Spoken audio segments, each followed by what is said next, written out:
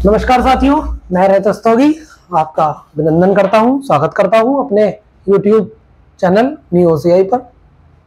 इतिहास की श्रृंखला में आज हमारी क्लास 10 और क्लास 10 में हम लोग कल तक हमने जो कंप्लीट किया था टॉपिक वो था बच्चों कर्नाटक युद्ध।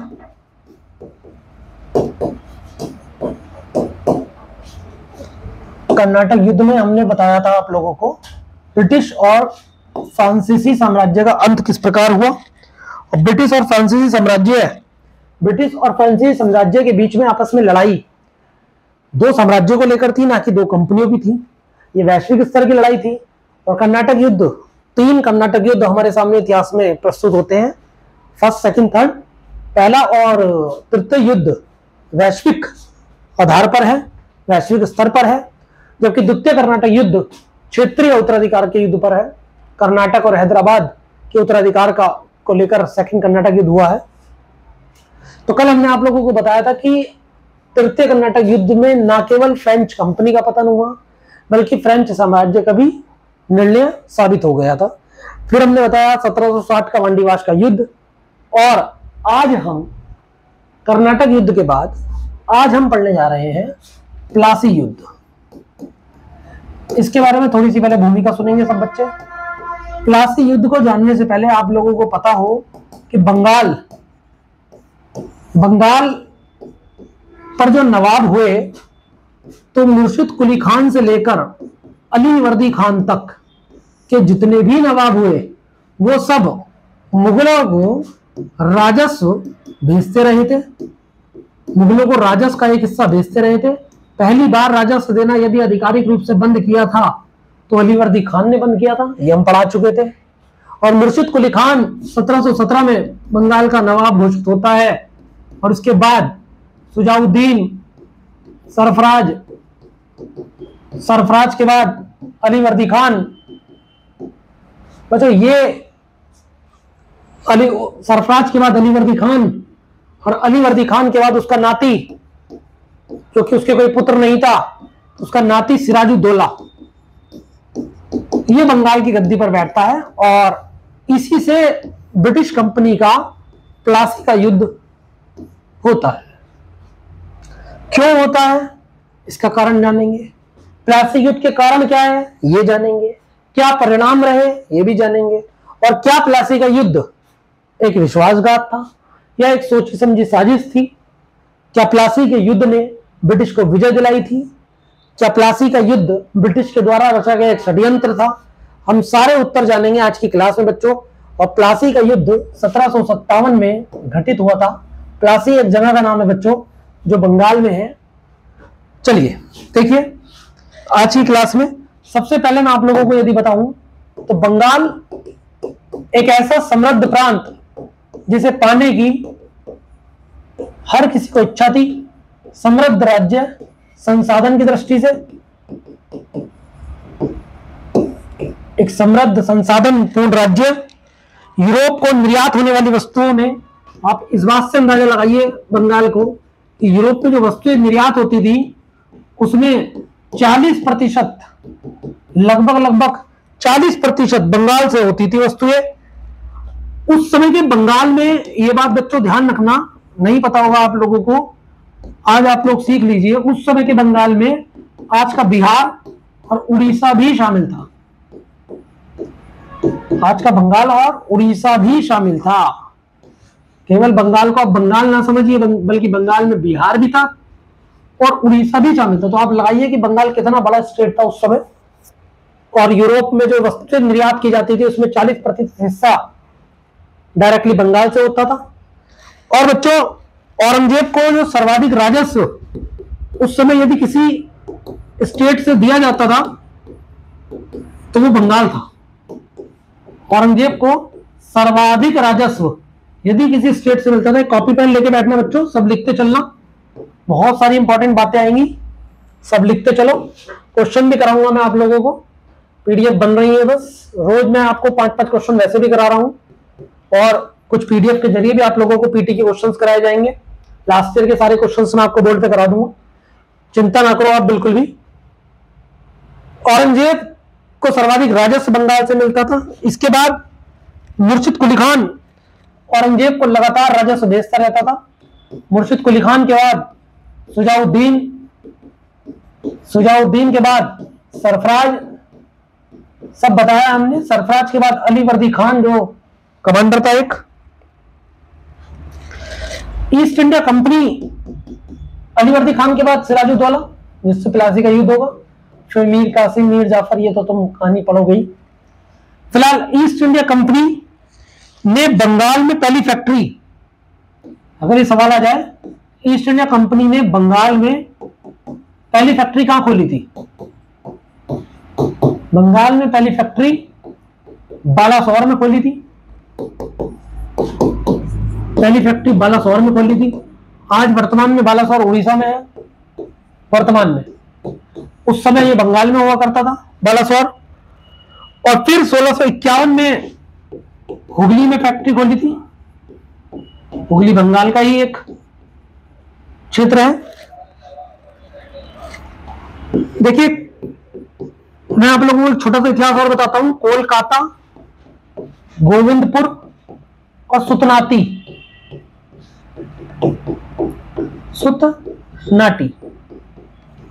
ये तीनों जगह 1698 में एक क्षेत्रीय जमींदार से पट्टे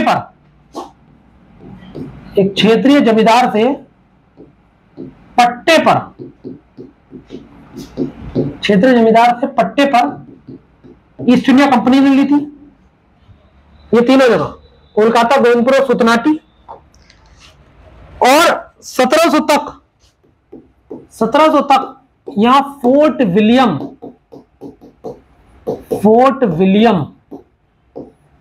ये बहुत इंपॉर्टेंट है, फोर्ट विलियम की स्थापना की गई। 1700 तक यहां फोर्ट विलियम की स्थापना की गई। ये सवाल आता है फोर्ट विलियम कहां है, तो आप टिक लगाना, बंगाल। और बच्चों यही आगे चलकर, फोर्ट विलियम ही आगे चलकर कलकत्ता बन गया।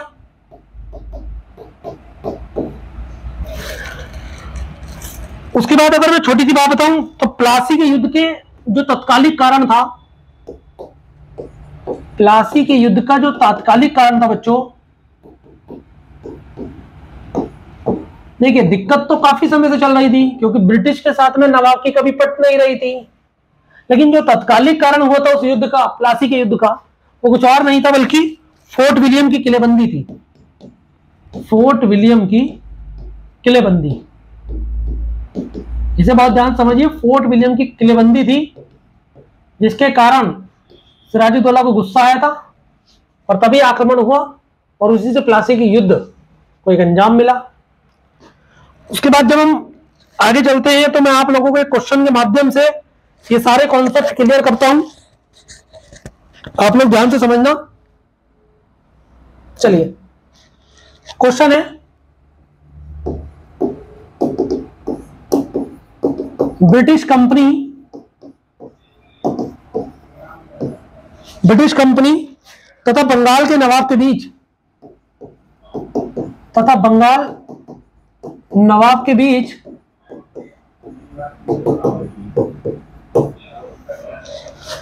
प्लासी के युद्ध के क्या कारण थे? प्लासी के युद्ध के क्या कारण थे? ब्रिटिश कंपनी तथा बंगाल नवाब के बीच प्लासी के युद्ध के क्या कारण थे? देखिए, सबसे पहले बच्चों, प्लासी का युद्ध एक क्षेत्रीय घटना थी। प्लासी का युद्ध एक क्षेत्रीय घटना थी, परंतु इसने भारत के इतिहास की दिशा बदल दी।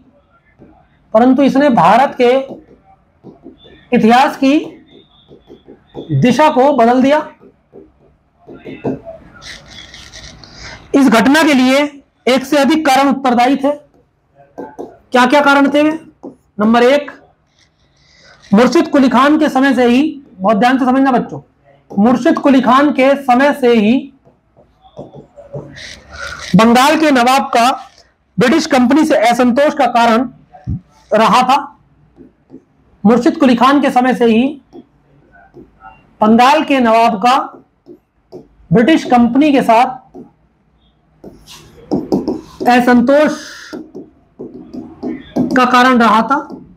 सवाल उठता है कैसा असंतोष था बंगाल के नवाब को ब्रिटिश कंपनी के साथ। तो बच्चों, दस्तक के दुरुपयोग का मुद्दा मेन कारण था दस्तक के दुरुपयोग का मुद्दा। तो सवाल उठता है दस्तक क्या है। तो दस्तक एक शाही फरमान है जो फर्रुखशियर ने दिया था कि बंगाल में जो कंपनी के अधिकारी हैं वो एक पास के जरिए व्यापार कर सकते हैं। एक पास बन जाता है, बोर्डिंग पास, उसके थ्रू व्यापार कर सकते हैं। लेकिन दस्तक का दुरुपयोग ये कंपनी को दिया गया था, लेकिन दस्तक का दुरुपयोग कंपनी के निजी कर्मचारी भी करने लगे थे। वो भी लाभ कमा रहे थे, बिना चुंगी दिए अपने सामान को निकलवा रहे थे। इस दस्तक के दुरुपयोग से बंगाल के नवाब बहुत ज्यादा असंतोष उनमें पनप रहा था ब्रिटिश कंपनी को लेकर, और ब्रिटिश कंपनी के नवाबों और कंपनी के निजी व्यापारियों के बीच तनातनी की स्थिति हमेशा बनी रहती थी। तो मुर्शिद कुली खान के समय से ही ब्रिटिश कंपनी के साथ असंतोष का कारण रहा था, चाहे उसके बाद सुजाउद्दीन आया हो या सरफराज आया हो या अलीवर्दी आया हो, और अंत में सिराजुद्दौला के समय आते आते तो युद्ध ही हो गया। तो दस्तक के दुरुपयोग का मुद्दा सबसे मेन मुद्दा था। दस्तक के दुरुपयोग का मुद्दा जो बंगाल के नवाब के अनुसार ब्रिटिश कंपनी के व्यापार के लिए थी, निजी व्यापार के लिए नहीं था। दस्तक जो था वो ब्रिटिश कंपनी के व्यापार के लिए था। फिर बता रहे हैं हम, दस्तक जो था वो ब्रिटिश कंपनी के व्यापार के लिए था, ना कि कंपनी के निजी, क्रॉस कर रहे हैं बच्चों से, कंपनी के निजी कर्मचारियों के लिए नहीं, कंपनी के निजी कर्मचारियों के लिए नहीं। ब्रिटिश कंपनी उससे व्यापार कर सकती है, लेकिन ब्रिटिश कंपनी के कर्मचारी भी दस्तक का प्रयोग करते थे। परंतु फिर भी मुर्शिद कुली खान से अलीवर्दी खान तक बंगाल के विभिन्न नवाबों ने ब्रिटिश कंपनी के प्रति अपनी नीति में संतुलन बनाए रखा था। मुर्शिद कुली खान से लेकर अलीवर्दी खान तक बंगाल नवाबों ने ब्रिटिश कंपनी के प्रति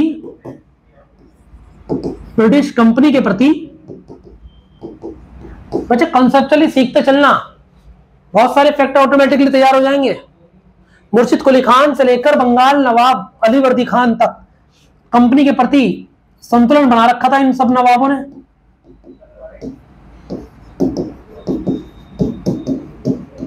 संतुलन बनाए रखा था।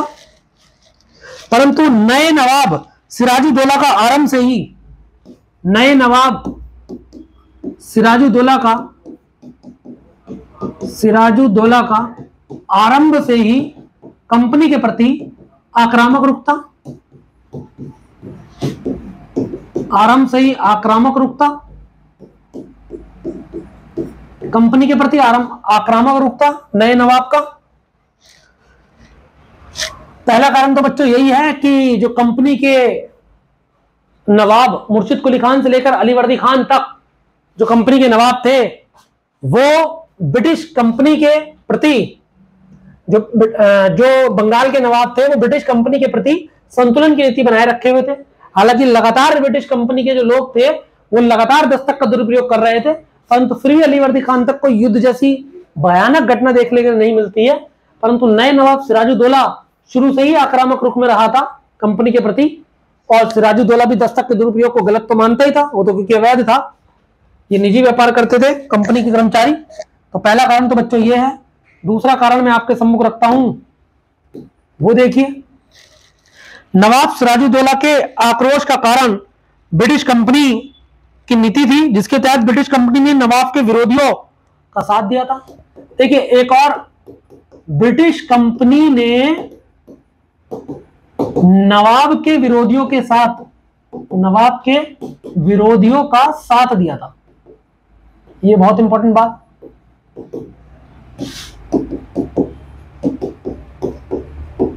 ब्रिटिश कंपनी ने नवाब सिराजुद्दौला के जो विरोधी थे उनका साथ दिया था।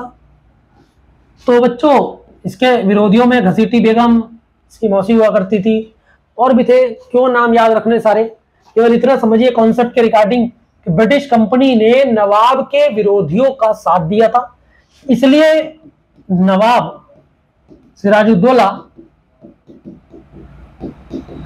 सिराजुद्दौला कंपनी के प्रति आक्रामक रुख रखता था।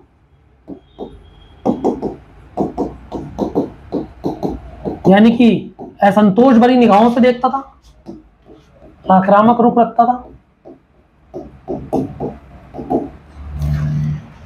दूसरी तरफ कंपनी की मजबूरी थी, दूसरी तरफ ब्रिटिश कंपनी की मजबूरी थी। कैसी मजबूरी थी कंपनी की? कि एक मित्र नवाब स्थापित करना ताकि कंपनी के व्यापारियों के निजी व्यापार की रक्षा हो सके और वे चुंगी मुक्त व्यापार कर अधिक से अधिक मुनाफा कमा सके। मित्र नवाब स्थापित करना, ऐसा नवाब जो कंपनी के इशारों पर चले, मित्र नवाब स्थापित करना जिससे कंपनी के निजी व्यापार को प्रोत्साहन मिल सके, चुंगी मुक्त व्यापार हो सके। समझिए आप बहुत ध्यान से, कंपनी खुद चाहती थी एक ऐसा नवाब गद्दी पर बैठे जो हमारे आदेश को माने, हमारी बातों को माने, लेकिन सिराजुद्दौला उनमें से नहीं था। तो चुंगी मुक्त व्यापार करना चाहती थी कंपनी। कंपनी के निजी व्यापार जो था उसे प्रोत्साहन देना चाह रहे थे। चुंगी मुक्त व्यापार कर अधिक से अधिक मुनाफा कमाने की इनकी प्रवृत्ति थी, परंतु सिराजुद्दौला को ये नहीं भाया और सिराजुद्दौला ने युद्ध की घोषणा करी। हालांकि युद्ध की घोषणा के पीछे भी एक कहानी है। तो अधिक से अधिक मुनाफा कमाने की इनकी टेंडेंसी थी, तो कंपनी की मजबूरी थी कि वो एक मित्र नवाब स्थापित करे ताकि निजी व्यापार को प्रोत्साहन मिले, चुंगी मुक्त व्यापार मिले, अधिक से अधिक मुनाफा मिले।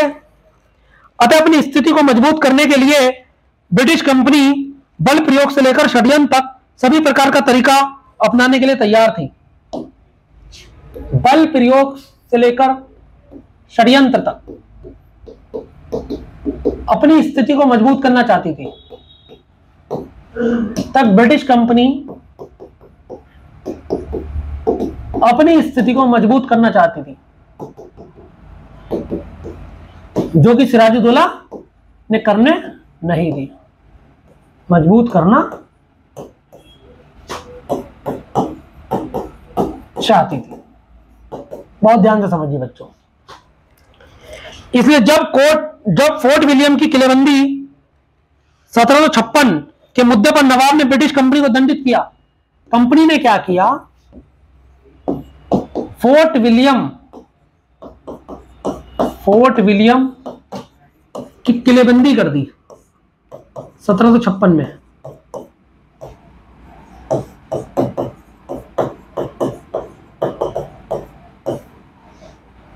कंपनी ने फोर्ट विलियम की किलेबंदी कर दी। और बच्चों जब किलेबंदी करी ना, तो जानते हो क्या हुआ? नवाब ने उन्हें दंडित किया। नवाब ने कंपनी को दंडित किया, दंड दिया नवाब ने। तो रॉबर्ट क्लाइव के अधीन ब्रिटिश कंपनी ने बल प्रयोग एवं षड्यंत्र दोनों प्रकार की नीति का सहारा लिया। तो जब दंडित किया तो कंपनी भागी वहां से, तो कंपनी ने मद्रास से रॉबर्ट क्लाइव को बुला लिया। कंपनी ने रॉबर्ट क्लाइव के अधीन बल प्रयोग एवं षड्यंत्र दोनों का प्रयोग किया विजय प्राप्त करने के लिए।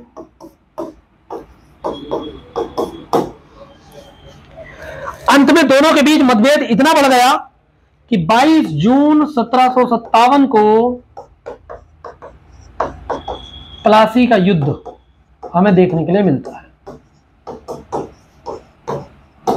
बच्चों मैं आप लोगों को फिर बता दे रहा हूं कि प्लासी का युद्ध के जो तात्कालिक कारण है वो एक ये वाला है, फोर्ट विलियम किले की किलेबंदी 1756 में। कंपनी अपनी सुरक्षा के लिए किलेबंदी कर रही है, परंतु जानते हो कंपनी ने किलेबंदी करी, नवाब को लगा कि हमारी संप्रभुता पे चुनौती है, हमारे क्षेत्र में आके किलेबंदी कर रही है। अरे कैसे कर रही है भाई? तो कंपनी ने बलपूर्वक, षड्यंत्र पूर्वक दोनों प्रकार से रॉबर्ट क्लाइव सिराजुद्दौला को युद्ध के मैदान में ललकारता है और 22 जून 1757 को प्लासी जैसा युद्ध हमें देखने के लिए मिलता है। तो मैंने आपको प्लासी के युद्ध के कारण बताए। देखिए फिर बता रहे हैं, उतारते चलना बच्चों, प्लासी के युद्ध के क्या क्या कारण थे। एक बार फिर से रिवीजन करिए, प्लासी के युद्ध के कारण बताइए भाई, क्या क्या कारण हो सकते हैं।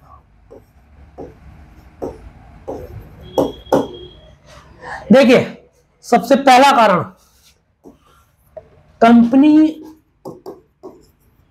के नवाबों के साथ संबंध जो थे वो मित्रतापूर्ण नहीं थे।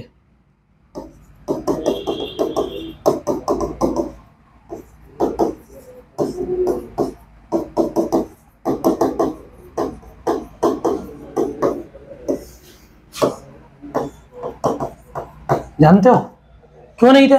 मुर्शिद कुली खान से लेकर अली वर्दी खान तक संतुलन बना रखा था बस कंपनी के नवाबों ने, कंपनी के नवाबों के साथ कंपनी ने संतुलन बना रखा था। लेकिन सिराजुद्दौला शुरू से ही आक्रामक प्रवृत्ति का था। सिराजुद्दौला तो शुरू से ही आप जानते हो आक्रामक प्रवृत्ति का था। आक्रामक प्रवृत्ति का क्यों ना हो भाई, कंपनी ने आखिर इसके विरोधियों के साथ जो गठबंधन कर लिया था, कंपनी प्लस नवाब के विरोधी, गुस्सा तो आएगा, स्वाभाविक है। नवाब के विरोधियों के साथ साठगांठ कर रखी है। सिराजुद्दौला आक्रामक प्रवृत्ति का था, कंपनी प्लस नवाब के विरोधी। दूसरी तरफ कंपनी की मजबूरी भी थी। कंपनी क्या चाहती थी? एक मित्रता या मित्रता पूर्वक नवाब चाहती थी जो उन्हें चुंगी मुक्त व्यापार कर सके, चुंगी मुक्त व्यापार की अनुमति दे, निजी व्यापार को प्रोत्साहन दे। तो मैं समझता हूं कि शायद ये सारे कारण आप लोग समझ गए होंगे, प्लासी के युद्ध के कारण है ये। अंततः 22 जून 1757 को प्लासी का युद्ध घटित होता है। चलिए आगे चलिए। अगला क्वेश्चन है कि प्लासी का युद्ध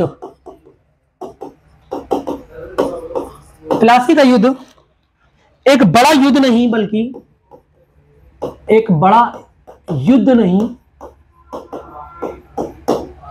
बल्कि एक बड़ा विश्वासघात था। एक बड़ा विश्वासघात था। प्लासी का युद्ध एक बड़ा युद्ध नहीं बल्कि एक बड़ा विश्वासघात था, किंतु उसके परिणाम को बढ़ा चढ़ाकर आका जाता रहा। किंतु उसके परिणाम को बढ़ा चढ़ाकर आका जाता रहा।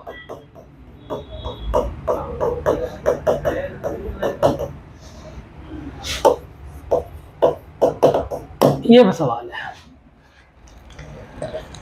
इस कथन पर समालोचनात्मक टिप्पणी कीजिए। मैं प्रश्न के फॉर्मेट में आपको कॉन्सेप्ट सिखाता हूं बच्चों। इस कथन पर समालोचनात्मक टिप्पणी कीजिए।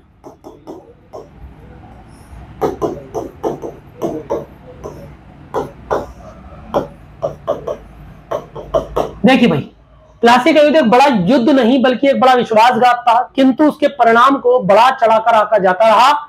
इस कथन पर समालोचनात्मक टिप्पणी कीजिए। यह सही है कि प्लासी का युद्ध एक बड़ा युद्ध नहीं बल्कि एक बड़ा विश्वासघात था। ये सही बात है कि एक युद्ध नहीं बल्कि एक बड़ा विश्वासघात था। बल्कि क्या था? बल्कि एक विश्वासघात था। ये सही बात है, बल्कि एक विश्वासघात था। तथा क्रिकेट मैच फिक्सिंग की तरह इसके परिणाम पहले से ही निश्चित थे। क्रिकेट मैच फिक्सिंग की तरह इसके परिणाम पहले से ही फिक्स थे। क्रिकेट मैच फिक्सिंग की तरह इसके परिणाम पहले से ही फिक्स थे। क्या क्या करना है। फिर भी यह सही है कि ब्रिटिश इसके बाद कोई युद्ध हार जाते तो वे उन लाभों से वंचित हो जाते। इस आधार पर बक्सर के युद्ध को अधिक निर्णायक माना जाता है, परंतु यह भी सही है कि प्लासी का युद्ध भले ही विश्वासघात से जीता गया हो, परंतु इसका व्यापक लाभ ब्रिटिश कंपनी को प्राप्त हुआ था। अगर मान लीजिए ये युद्ध हार जाते तो आगे कोई भी युद्ध कंपनी ना जीत पाती, आगे युद्ध नहीं जीत पाती।